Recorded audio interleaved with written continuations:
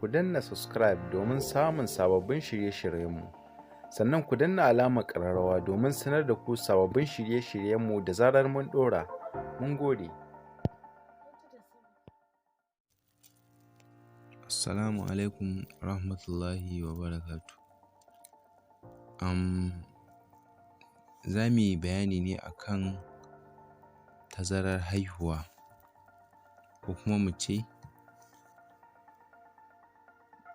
ba da tazara tsakanin haihuwa, wanda masana suka ba da hanyoyi ingantattu na ƙayyade iyali. To da farko dai za mu faɗi ma menene ma'anar shi ƙayyade iyali. Kamar dai yadda masana suka yi bayani, shi ƙayyade iyali ko kuma tazarar iyali, ko kuma a turance wanda muke kira da family planning, wannan dai wani mataki ne wanda ma'aurata sukan ɗauka sabida a hana mace ɗaukar ciki domin rage yawan haihuwa akai-akai, ko kuma a ce ƙayyade yawan 'ya'yan da za ta haifa sabida wani dalili na daban. Duk da cewa dai akwai cece-kuce da yawa game da halacci ko rashin halaccin tsarin ƙayyade iyali, amma lamari ne wanda ya kamata duk ma'aurata su zamo suna da ilimi a kai, sabida su gane wanne ne ya dace da su.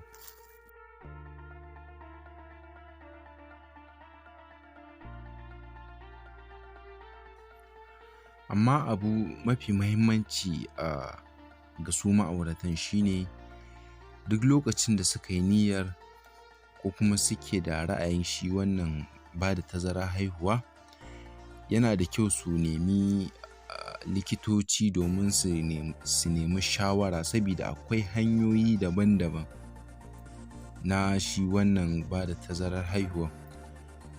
Hanyoyin dai ire-iren hanyoyin kala biyu ne. Akwai wanda ake kira natural contraception da kuma artificial contraception. So za mu ɗauki kowanne daga ciki mai bayani a kansa. To na farko dai shi natural contraception wasu hanyoyi ne wanda ake bi wanda ba tare da shan wani magani ko kuma saka wani a jikin mace ba ko wani namiji. Akwai hanyoyi ne na dabaru wanda ake bi domin hana mace ɗaukar ciki ba tare da ta sha wasu ƙwayoyi ba, ko wani allurai, ko kuma saka mata wani abun a jiki ba. Shi ma namijin ba tare da ya sha wani abu ko kuma an masa wata allura ta daban ba.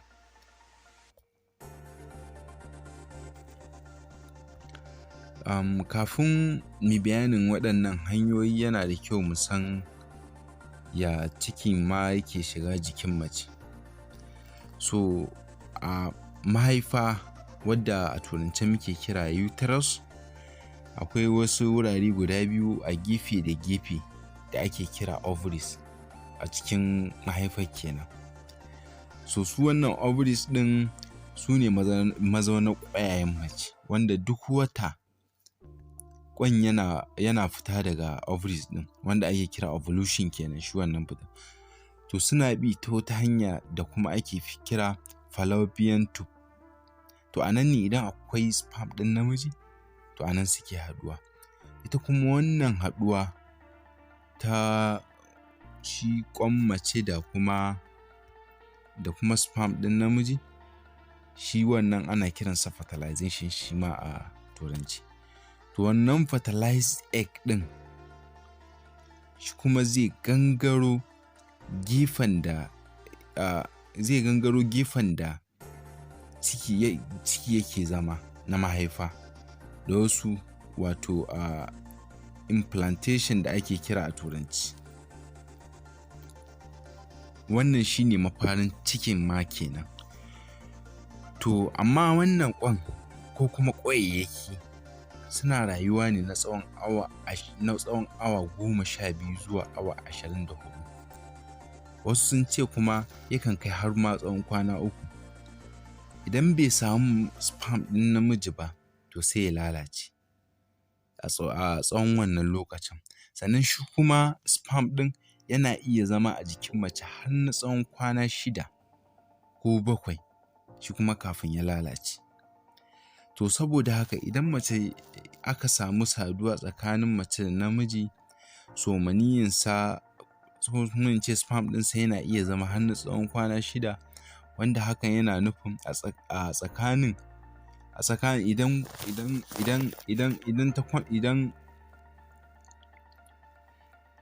a wannan tsakanin idan ƙwanta ya fita a wannan tsakanin na da sperm ɗin namiji yake cikinta, so za a iya samun ciki. To ire-iren natural contraception,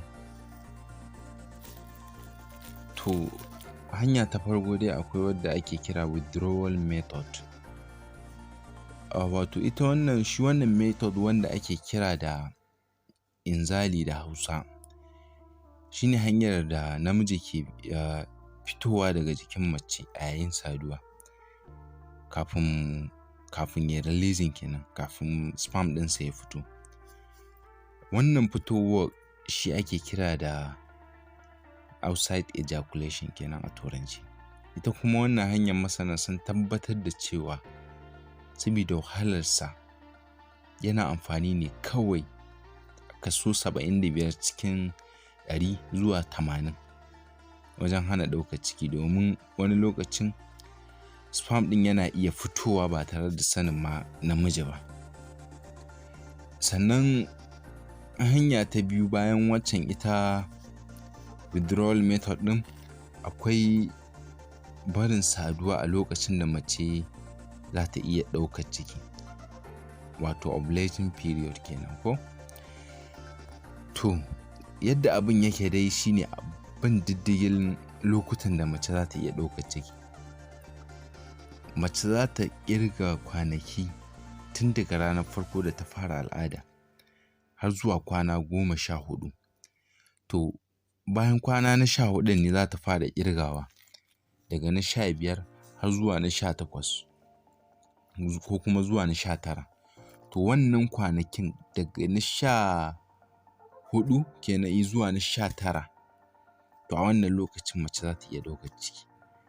To amma a wasu lokutan yana canjawa daga mace zuwa mace, tunda wani lokacin wata macen ya ɗan fi na wani, wata kuma bai kai na wata ba.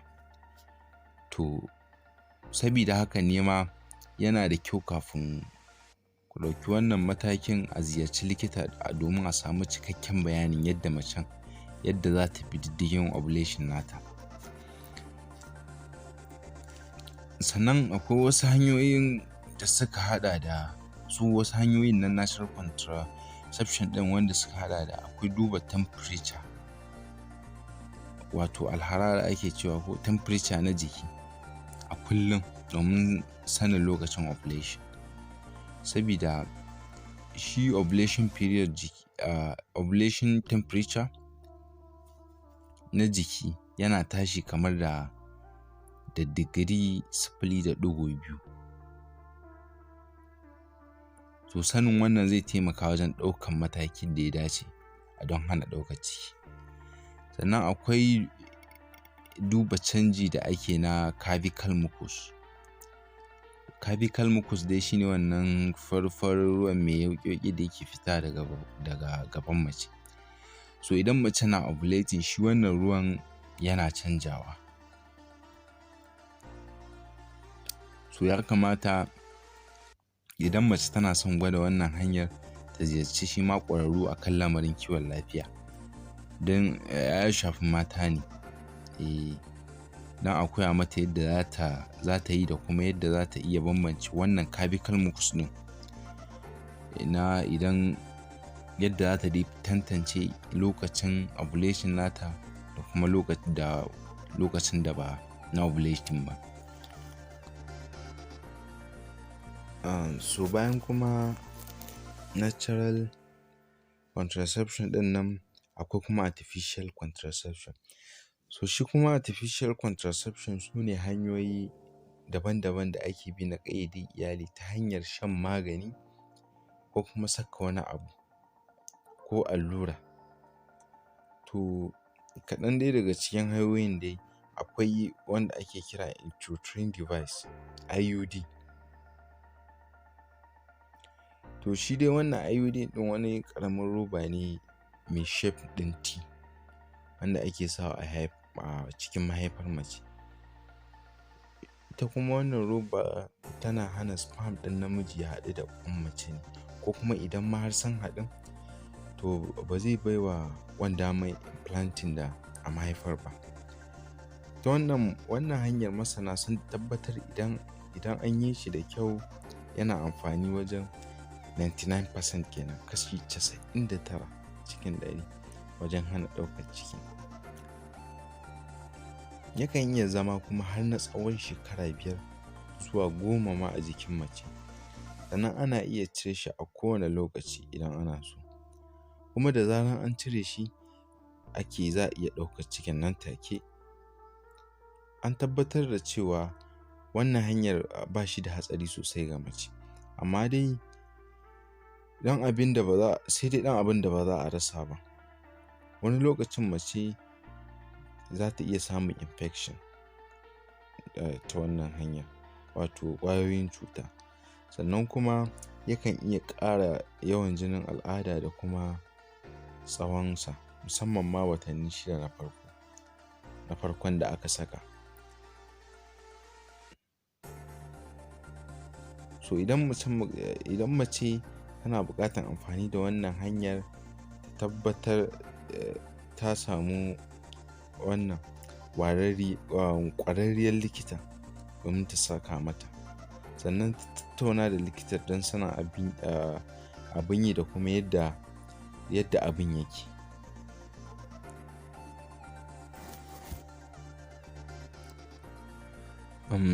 Sannan hanya ta biyu daga cikin artificial contraception ɗin nan akwai oral contraceptive pills ko kuma combined pills, wato wasu magunguna na ƙwaya wanda mace za ta rinƙa sha.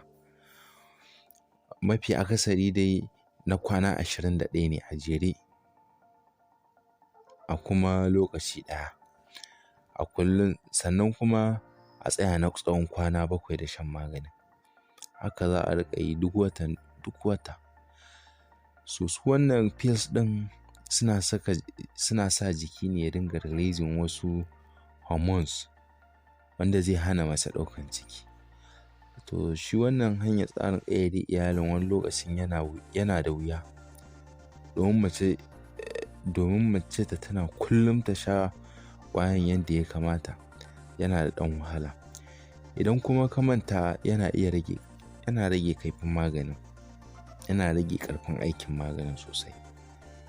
Sannan ita kuma wannan hanyar tana aiki ne kamar 99%, shi ma dai idan dai yadda aka bi yadda ƙa'idar take. Sannan wani lokacin shan pills ɗin nan yana haifar da jin amai ko gudawa da kuma mood swings, wato canjin yanayi da dai wasu yanayi na rashin jin daɗi, musamman dai a lokacin da aka fara shan maganin ba da jimawa ba. Sannan hanya ta uku akwai contraceptive implants. To shi dai wannan dai wani hanya ne, akwai wata ƙaramar roba wadda ake siririya wadda ake dasawa a hannun mace. To ita dai wannan roba akwai wani hormones da take releasing, tana fidda wani hormone daga jikinta wanda ake kira da progestogen. Tana releasing ɗin wannan hormone ne a cikin jinin mace, wanda shi kuma yana hana ɗaukar ciki, kuma yana iya zama a jikin mace har na tsawon shekara 3. Amma duk lokacin da aka ga dama ake buƙata za a iya cire shi a asibiti. Sannan ita wannan hanya ta implant contraceptive implant so an tabbatar da yana aiki wajen 99% kuma fiye da haka wajen hana ɗaukan ciki. Sannan yana da side effect kala-kala wanda akwai shi ma canjin yanayin mood swings, sannan akwai amai. Sannan wata macen ma yana hana ta ma al'ada kwata-kwata. Wata kuma gaba ɗaya yana rikita mata al'ada ne. So shi ne shi kuma wannan contraceptive implants ɗin kenan. Hanya ta huɗu kuma daga cikin artificial contraceptive ɗin nan akwai diaphragm ko kuma a ce cap. To shi wannan diaphragm ɗin shi kuma wani roba ne da yake kama da hula. Shi kuma mace tana amfani da shi ne, tana sawa ne a lokacin saduwa, saboda yana hana sperm shiga cikin mahaifa. Sannan shi wannan diaphragm ana amfani da shi ne tare da wani gel da ake kira da suna spermicide. So amfani da diaphragm da shi wannan diaphragm ɗin yana hana ɗaukar ciki da kashi 92% kenan ko fiye da hakan idan an yi amfani da shi yadda ya kamata. So shi za mu ga yana da ƙarancin percentage na hana shiga ciki in ka danganta shi da su wannan contraceptive implants da kuma pills ɗin, da su suna kusan 99% suna hana wajen hana ɗaukar ciki. Shi kuma diaphragm 92% suka ce.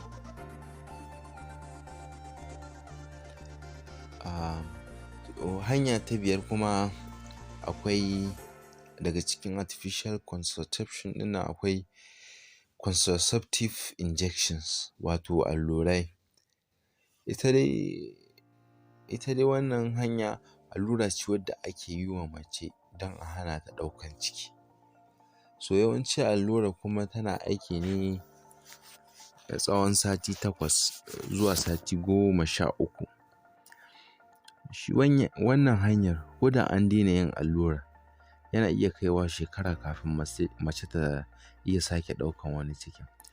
Sannan yakan iya jawo matsala, wato yana da side effect na ko ya tsaida al'ada gaba ɗaya ko kuma ya rikita al'ada.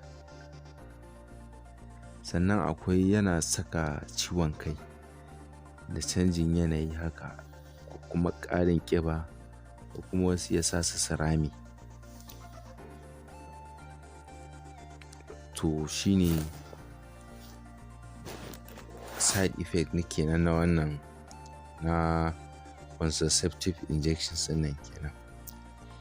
Sannan akwai wasu hanyoyi na daban wanda amfani da kwaroron roba wanda ake cewa condom kenan na maza da na mata yayin saduwa, da kuma contraceptive sponges da dai sauransu.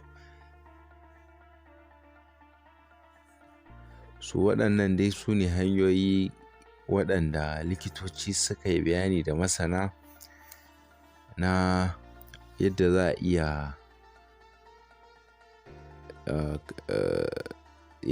iya ba da tazara kenan tsakanin tazarar haihuwa, tazarar iyali kenan. Akwai illoli waɗanda hanyoyin ƙayyade iyalin nan suke haifarwa, musamman ma su na artificial ɗin nan contraceptions ɗin nan. So kaɗan daga cikin illolin akwai wani lokacin mace bayan ta gama tsayar da haihuwar na wani lokaci, to a gaba kuma tana iya afkawa cikin wata matsala domin yawan lokaci bayan an huta sannan mace tana son haihuwa yana zame mata matsalar cikin kuma ya ƙi ya shiga, ko kuma ko bayan ya shiga sai ga ana samun ɓari, wato ya ƙi ya zama, sai ya dinga ɓarewa. Sannan akwai kuma yana kawo rikicewar jinin al'ada. Shi jinin al'ada da mata suka saba yi bayan kowane wata, idan mace ta yi amfani da abubuwan hana ɗaukar ciki to yana haifar musu da matsalar rikicewar jini, wanda zai riƙa zuwan musu a kowane lokaci da ba sa zaton zuwansa. Sannan wani lokacin ma yakan iya zuwa ya ɗauke bayan kwana biyu kuma ya kuma dawowa. Sannan akwai cutar kansar mahaifa kenan, wanda wannan ya tabbata cewa wani lokacin bayan mace ta yi amfani da waɗannan hanyoyin, matsalar cutar kansar mahaifa na iya afka mata, kasancewar ta lalata mahaifar da wasu sinadarai da za su iya haifar wa mahaifar matsala. Sannan yana kawo kasala ba tare da wani aiki na gajiya ba. A yawan lokaci kasala tana kama irin waɗannan matan, waɗanda ko da ba su yi wani aiki ba za ka ga suna yawan kasala da yawan gajiya, kuma hakan ba zai sa su fahimci abin da ya kawo musu wannan kasalar ba, illa kawai su je asibiti a ba su magani. Sannan yana haifar musu da cutar hawan jini. A masana sun tabbatar da cewa yana daga cikin illolin dakatar da haihuwa mace ta kamu da cutar hawan jini, wato hypertension. Sannan yana kuma ɗauke mata al'ada gaba ɗaya, sannan ya dinga sa yana yawan sa musu ciwon ciki. Wannan na daga cikin irin rikice-rikicen da aka sha ko amfani da ƙwayoyin dakatar da haihuwa ko kuma dakatar da haihuwa yake haifarwa. Sai ka ga al'adar mace ta ɗauke gaba ɗaya, sannan kuma takan samu kanta a cikin wani matsanancin ciwon ciki ko kuma ciwon kai. So waɗannan kaɗan kenan daga cikin illolin da waɗannan artificial contraception suke jawowa. To da fatan dai za a amfana daga abubuwan da muka kawo. Sannan kar ku manta ku yi mana subscribing, sannan ku danna alamar ƙararrawa domin sanar da ku sabon shirinmu da zarar mun ɗora. Mun gode.